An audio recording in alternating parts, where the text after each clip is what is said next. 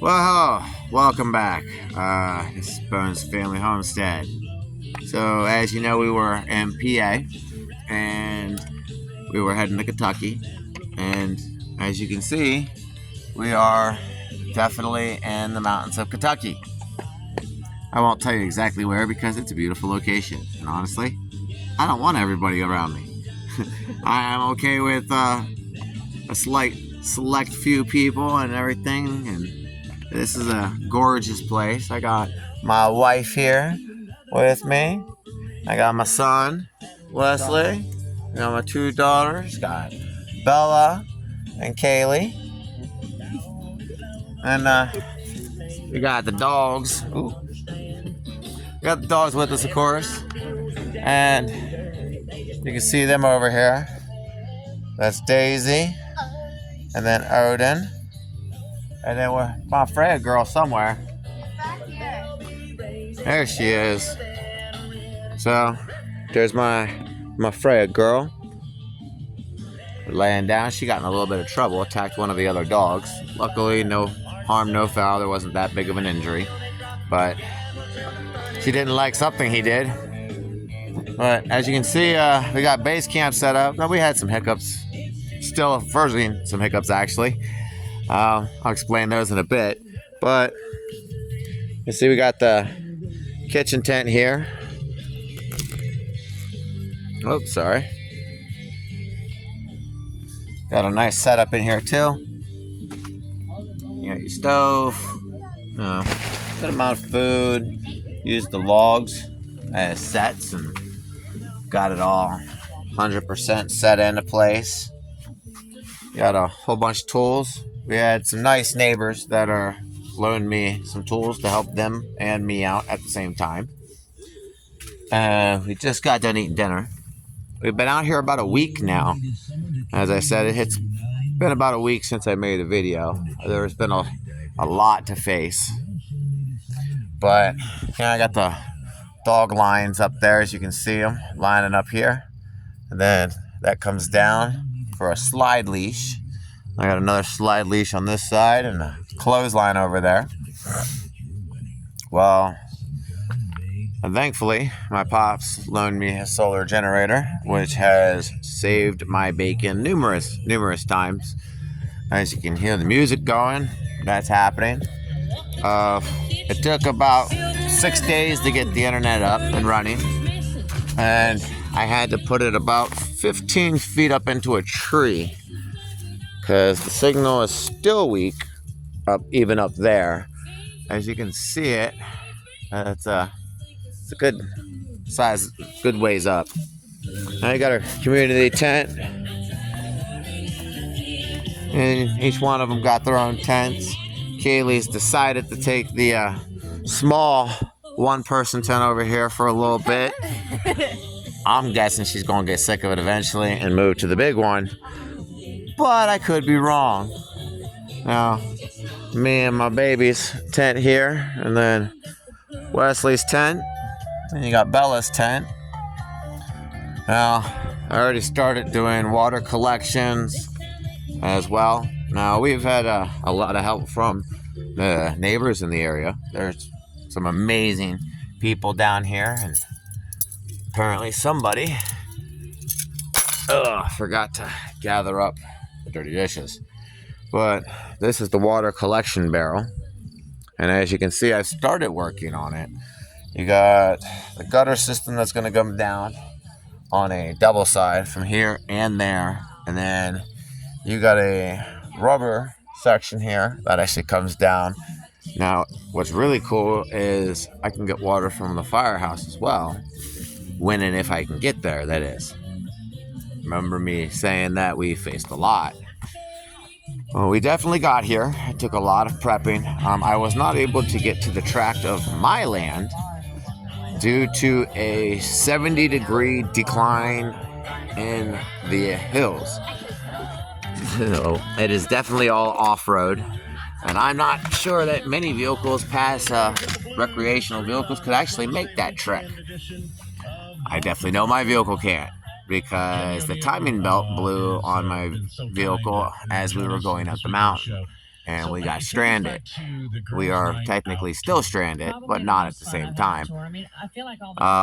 We got lucky, and one of the other tracks owners is letting us stay on their property for a little while. I'm helping them improve it, and I'm waiting for a switchover of land. Worst case scenario, I still hold lot 18. It's just a hell of a trek to get there, and I sure as hell ain't taking no equipment or cars. Or, I mean, I might be able to air flight some stuff in, huh, baby?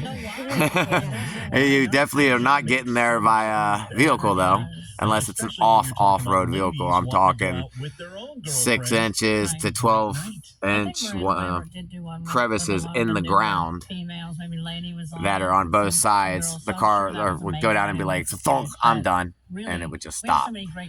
So we're dealing with that. I'm aiming to fix the vehicle and the timing belt. I have a nice gentleman that lives up here who's a mechanic that's willing to help me. One of my brothers from back home is probably going to come up as well, or come down as well and help. It's been very peaceful and very, very awesome. Will not lie. Aside from the ticks, I could do without the ticks. And scorpions. What was that? And the scorpions. Yeah. Well, I'd rather deal with the scorpions than the ticks. At least We slept with one at night too, in our bed. we woke up the very first night and I had a scorpion underneath of our bed, crushed.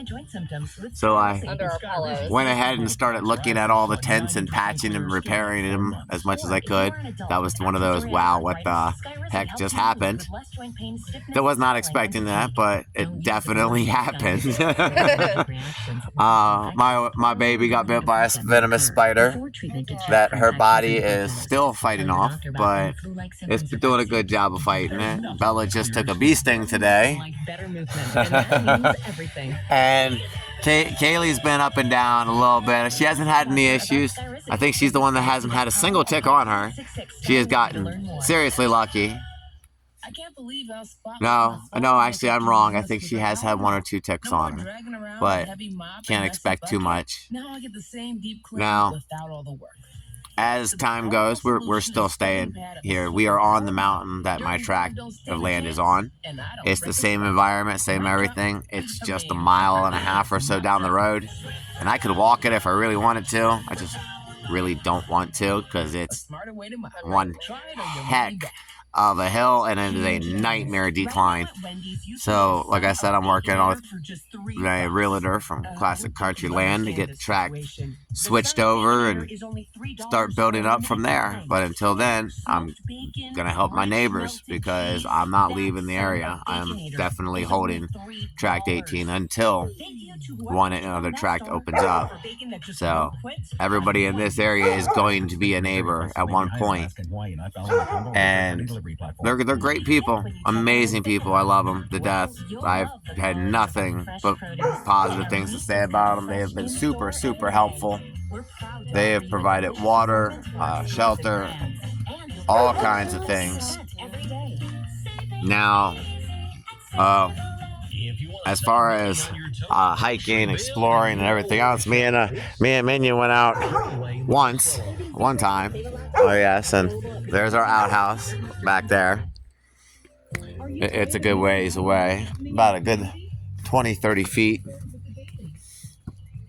But we're gonna hike at some point within the next day or so, and we already went down this once.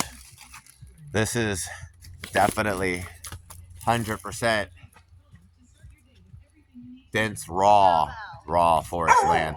Apparently, somewhere off in the woods in that area and direction, there's a waterfall and possibly a pond that the landowners would like to know where they are. There are many dangers in this area that you have to be aware of. There are copperheads, yes there are, and I've been teaching my kids them 100%. Rattlers. And you got rattler snakes. What else you got? I think black snakes. Yeah. Black snakes are venomous, though. Well, black mambas are, but they're not too common around here. You definitely got rattlers and copperheads. What are we talking about? Yep. Snakes. Now, No, just talking about dangers. You know, you got bears, coyotes, I need the. We seen one on and the 100%. And it comes down to it, you definitely have the little worries as well, such as deer ticks, longhorn ticks, tree ticks. You got to be very mindful of them. As we mentioned earlier, there are scorpions out here. I haven't seen a deadly one so far. They're all just the small red ones, but they're definitely here. Definitely here. We've ran into about 4 of them so far. As far as ticks, we probably ran into about 50 to 60 of them. Ran into 1 snake skin, but no snakes yet. I took a quick, probably a 20-minute stroll into the woods with my son and went and saw what was around. But this is definitely the land where you got to think outside the box. 100%, you have to make it happen. If you want it to happen, you have to make it happen.